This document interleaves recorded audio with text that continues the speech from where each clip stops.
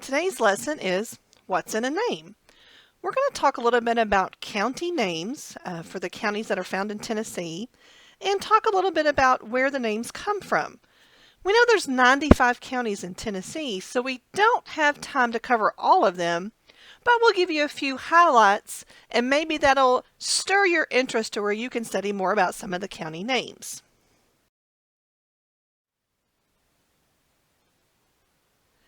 When Indian treaties opened up the land for settlement, settlers rushed in to clear farms and establish communities. These communities quickly organized into counties because the new inhabitants of the area sought protection for their lives, for their property, for their livestock, and they quickly realized they needed many other forms of government to take care of this. They needed courts of law. They needed areas to get titles for their newly acquired land. But access to the seat of government was a main difficulty for the pioneers. Oftentimes there was great travel distances between where they lived and to get to the courthouse, which was the seat of government. And so a lot of times this would become a great adventure trying to get there to take care of your business. So over time, residents would petition for a new county centered closer to their homes. So in the early settlement of Tennessee, the counties were quite large in some areas, but often counties were divided so that travelers didn't have to go as far to take care of their government business.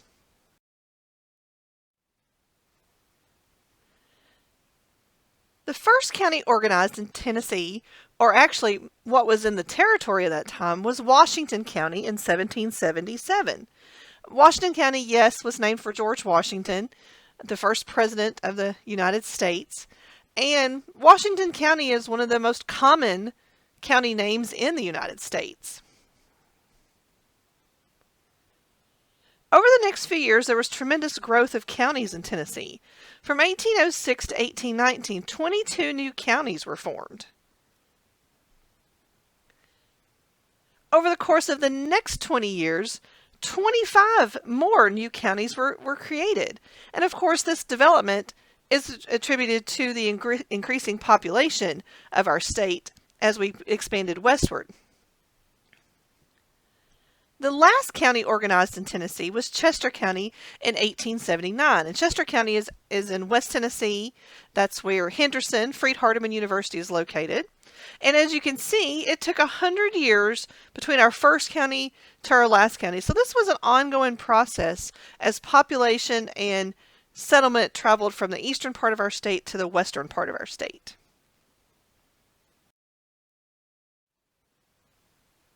So who were these counties named for? Some were named for military heroes. Some were named for American statesmen. Named for physical features of our state. Some were even named for European noblemen. A few have Indian tribe and settlement names. And there's even a county named for a woman.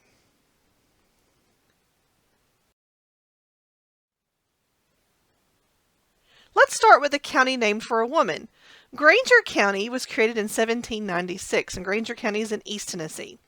It was named for Mary Granger Blunt, who was beloved by the people of that region. The city of Maryville was also named in her honor. There are no known photos of Mary Blunt, and I hate that because I would really like to see what she looked like. But we may not know much about Mary Granger Blunt, but we know about her husband, William Blunt. He was the territorial governor of Tennessee, a U.S. senator, and a signer of the U.S. Constitution. He was very instrumental in the creation of Tennessee as a state. And I'm sure throughout all of those trials and tribulations, Mary was right there beside him. And so since people admired her, it's quite an honor to have a county and a city named for you.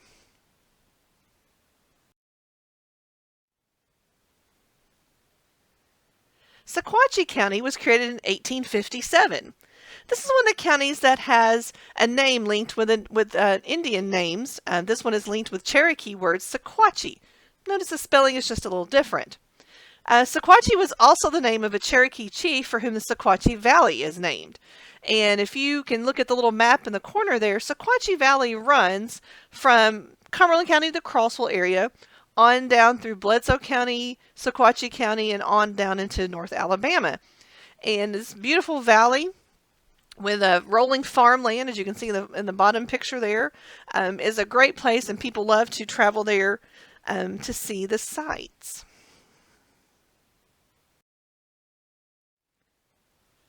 Another county with an unusual name is Lake County.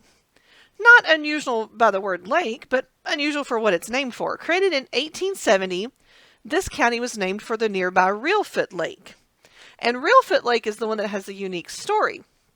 If you've studied anything about Tennessee geography, topography, or history, you'll know that Reelfoot Lake was the one created from the earthquakes that happened in 1811 to 1812 along the New Madrid fault line. The story goes that the earthquake was so violent it made the Mississippi River run backwards. Well, I wasn't there. I don't know if it did or not, but I have visited Reelfoot Lake. It's a beautiful area, lots of cypress trees, lots of bald eagles, and Reelfoot Lake in Lake County is located in the very northwestern part of Tennessee.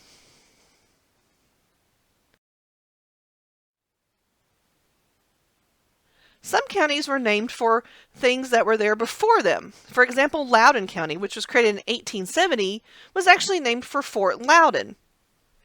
Fort Loudoun was one of the earliest forts on the western frontier of the colonies. This British fort was built in 1756. During this time, the colonists felt threatened by the actions of the French.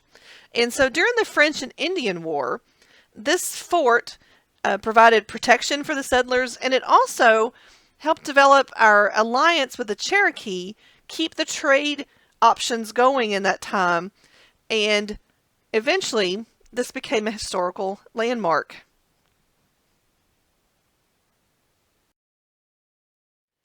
Putnam County. You didn't think I would make this slideshow and not talk a little bit about Putnam County. It was created in 1854 and named in honor of Israel Putnam, who was nicknamed Old Put. He was a soldier during the French and Indian War and a commander at the Revolutionary War battles of Bunker Hill and Long Island. Now, Putnam County is not a very common county name in the United States, but there are, counting our county here in Tennessee, there are 8 other counties, so that makes 9 total counties named named Putnam County. Most of them were named for Israel Putnam. There's a couple that they're a little iffy on what they were named.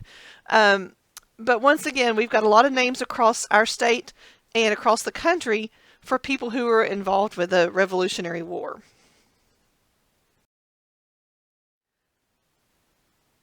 So the question you're going to ask now, what about the Tennessee presidents? Was anything named for them in our state? Yes and no.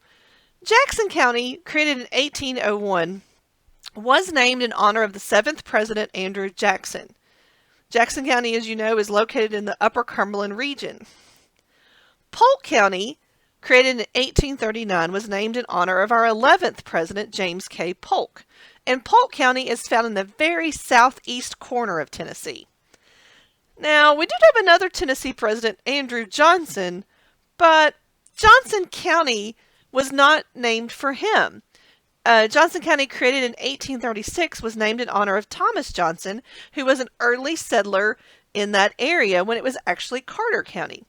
And Johnson County was created as it split from Carter County because in that area, we're talking Mountain City, very upper East Tennessee, settlers had trouble traveling across the mountains to find places to do their business with the courthouse. And so when the county split, they named it in honor of one of the former settlers there. There is one more county that has a unique story. James County, which we refer to as Tennessee's Lost County. It was created in 1871 from a small portion of Bradley and Hamilton County. And if you know that area, Hamilton County is where Chattanooga is. And James County was actually located where present-day Ooltewah is, if you know that area. It was named for Reverend Jesse J. James, who, and along with his family, his son, push for the legislature to create this county. The county went bankrupt in April of 1919. Its county did not have enough people to support a tax base, and so they had no money to run their government. And so it was annexed back into Hamilton County in the fall of 1919. The problem is very few records remain about James County due to a very common occurrence of the time, courthouse fires. And if you study about Tennessee history, there's a lot of times when records have been lost because the courthouse caught fire. And so Tennessee's Lost County, if you're ever in that area, check it out. You can actually go to the Hamilton County government there and see some of the old records. So today was just a quick glimpse into some of the names of Tennessee counties. This is quite interesting. Of course, if you visit the Tennessee Blue Book, it tells you the name origin for every county in Tennessee. And if you're curious, check it out. Look up a county where your relatives live.